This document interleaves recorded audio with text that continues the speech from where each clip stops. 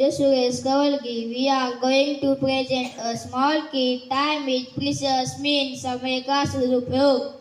सोनू और मोनू नाम की दो बहनें थी। मोनू पढ़ने में बहुत तेज और होशियार थी। वही सोनू सारे काम को काल पर टाल देती थी। अरे मोनू, तुम अभी तक पढ़ रही हो, चलो साथ में खाना खाते हैं और खेलने तो भी जाना है। बस थोड़ा सा प्रोजेक्ट बाकी, नहीं किया तो टीचर डांटेगी और अगले हफ्ते से भी परीक्षा भी तो शुरू हो रही है ना। मोनू समय का सदुपयोग करना जानती थी। वही सोनू समय का सदुपयोग करना नहीं जानती थी। क्या तुम्हारा प्रोजेक्ट पूरा हो गया? हाँ, अभी से प्रोजेक्ट हो तो 6 पीरियड में देना है। अभी तो 2 पीरियड बाकी, मैं झट से कर लूंगी। सोनू और मोनू के मम्मी पापा सोनू को मोनू का उदाहरण देकर समझाते थे। देखो सोनू बेटा, आप तो बड़ी हो गई हो, खेलने के साथ साथ पढ़ाई में भी ध्यान देना चाहिए। हाँ मम्मी, कल से ऐसा ही करूंगी। सोनू, समय का सदुपयोग अपने बहन से सीखो। देखो, वो समय पर खा लेती है, समय पर खेलती है, सारा काम समय पर कर लेती है। हाँ पिताजी, आप देखना, मैं कल से ऐसा ही करूंगी।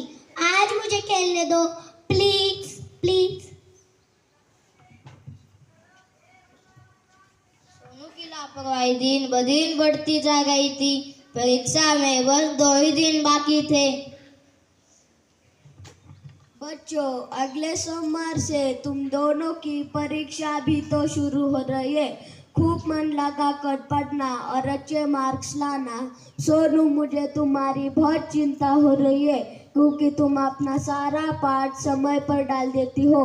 पढ़ाई को काल पर नहीं डालना। मोनू की तरह अपना सारा पाठ समय पर पूरा कर लेना। हाँ पिताजी, परीक्षा में तो अभी 2 दिन बाकी है, मैं झट से कर लूंगी। अरे मोनू, चल ना बाहर, इस मौसम में खेलने का मजा ही कुछ और है। लेकिन मुझे मेरा पाठ पूरा करना है।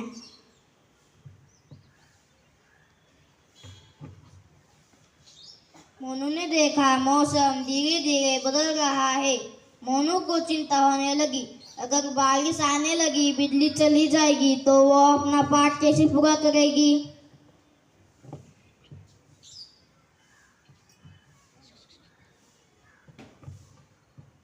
अरे सोनू, बिजली चली जाएगी, खेलना छोड़ दो, अपना पाठ पूरा कर लो, वरना परीक्षा में क्या लिखोगे।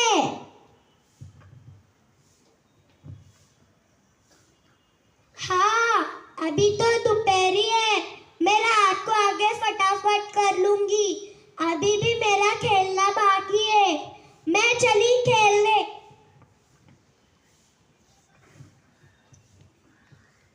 सोनू शाम तक खेलती रही।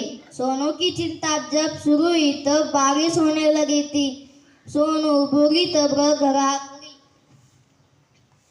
वह घर लौटी, उसने देखा सिर्फ घर की ही नहीं, पूरे गांव की बिजली चली गई है। वह देखकर सोनू रोने लगी।